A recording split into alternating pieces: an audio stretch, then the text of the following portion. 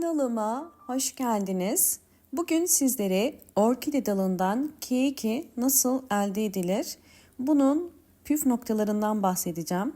Orkide çiçek dalından hem yeni çiçek dalı hem de keyiki elde etmemiz mümkündür. Bunun için yapmamız gereken püf noktaları geçelim.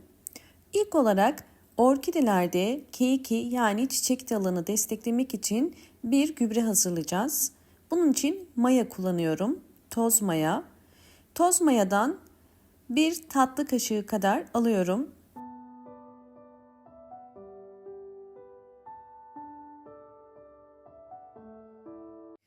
Bir tatlı kaşığı kuru mayayı 1 litre suyun içerisine koydum ve biraz karıştırıyorum.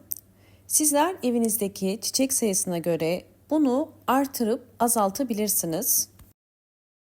Bir dilim ekmek özellikle kuru maya içerisine koyarsanız bu mayanın daha hızlı aktifleşmesini ve içerisindeki yararlı bakterileri özellikle bırakmasını kolaylaştırır.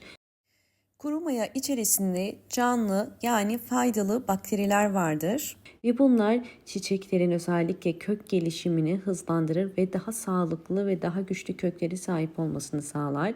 Ve eğer orkideleriniz çiçek açmıyorsa orkidelerinize hem azot hem de potasyum desteği sağlayarak çiçek dalı çıkarmasını kolaylaştırır. Bir streç ile bu şekilde kapattım ve bu karışımı bir gece yani 12 saat dinlendiriyorum.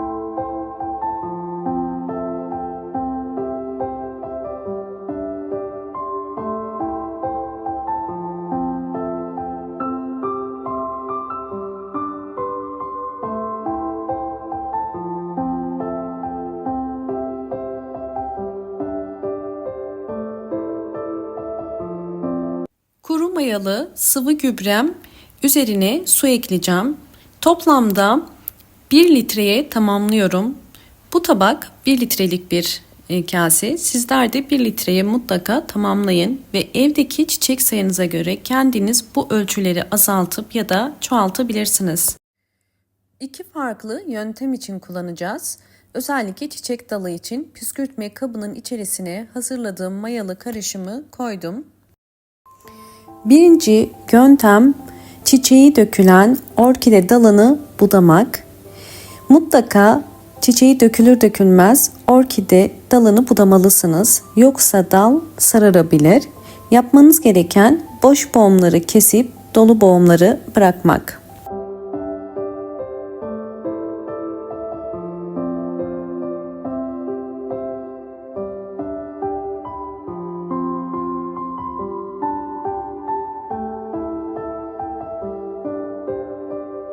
Bir hafta önce budadığım orkide dalının uç kısmı bakın kurumuş. Bu da aynı şekilde bir hafta içerisinde kuruyacaktır.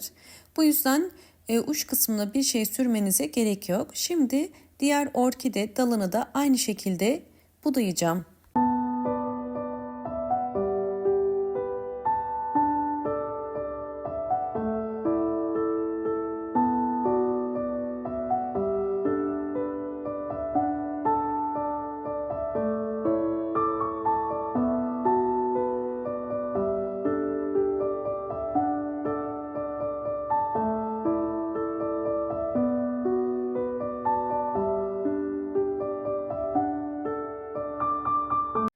Orkide dalından keiki ya da çiçek dalı çıkabilmesi için orkidenin boğum yerlerine bir pamuğu bu şekilde koyuyorum ve bunu bağlayacağım bu şekilde. Daha sonra hazırlamış olduğumuz gübreyi bu pamuğa doğrudan sıkacağız ve bu pamuğu yumuşatmaya çalışacağız. Böylelikle orkide bol gübre desteği almış olacak ve boğum yerleri bu gübre sayesinde hem yumuşayıp hem de vitamin desteği alarak kabuk içerisindeki filisin daha hızlı keiki yani çiçek dalına dönüşmesine yardımcı olacak. Ya da ikinci yöntem olarak direkt hazırlamış olduğumuz mayalı suyun içerisine bir pamuğu batırıp bu şekilde çiçek dalının boğum yerlerinin üzerine de koyabilirsiniz.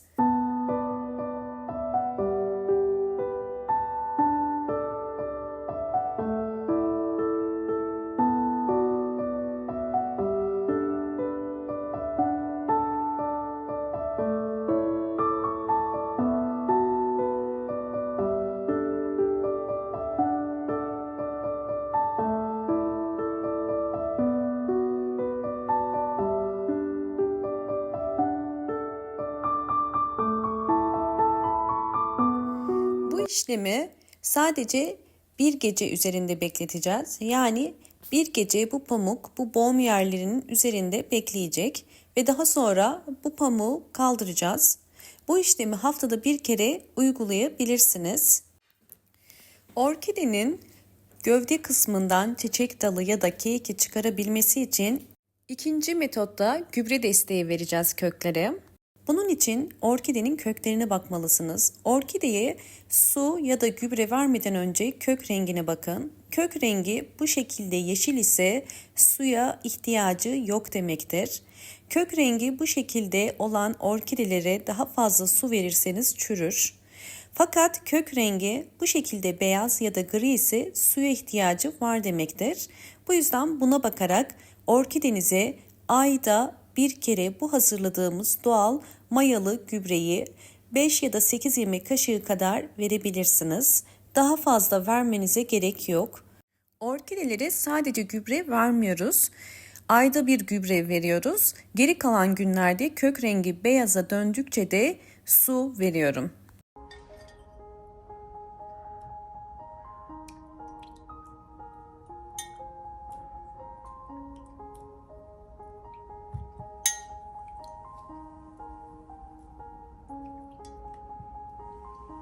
Son olarak üçüncü metoda geçiyoruz. Bunun için bir püskürtme kabının içerisine mayalı karışımdan koyuyorum ve orkideleri yapraktan gübreleyeceğiz. Hem hastalıklı orkide yapraklarına hem de sağlıklı orkide yapraklarına bu karışımı sıkabilirsiniz. Hastalıklı orkide yapraklarına haftada bir kere sıkmanız fayda sağlar.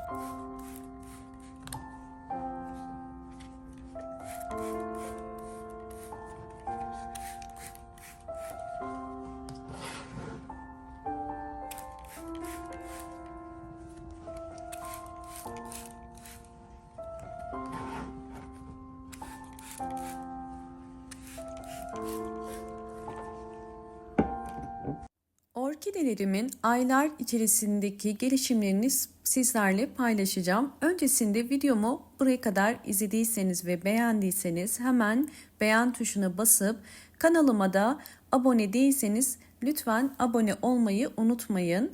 Ve gelen bildirimlerden haberdar olmak için zil sesini de açık konuma getirebilirsiniz. Şimdi sizleri sonuçlarla baş başa bırakıyorum.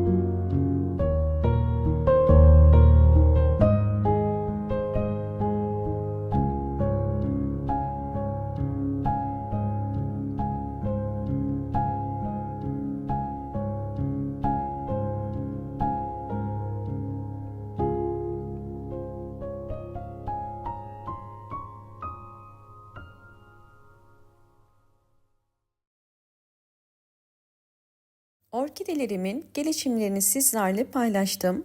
Son olarak önemli püf nokta, orkidelerinizi kış ayında mutlaka pencereye en yakın yere konumlandırın. Bol ışık alması gerekiyor. Bol ışık alan bir orkide ve bu anlattığım püf noktalarla birlikte bol bol hem yeni çiçek dalı hem de bol bol K2 çıkarabilir.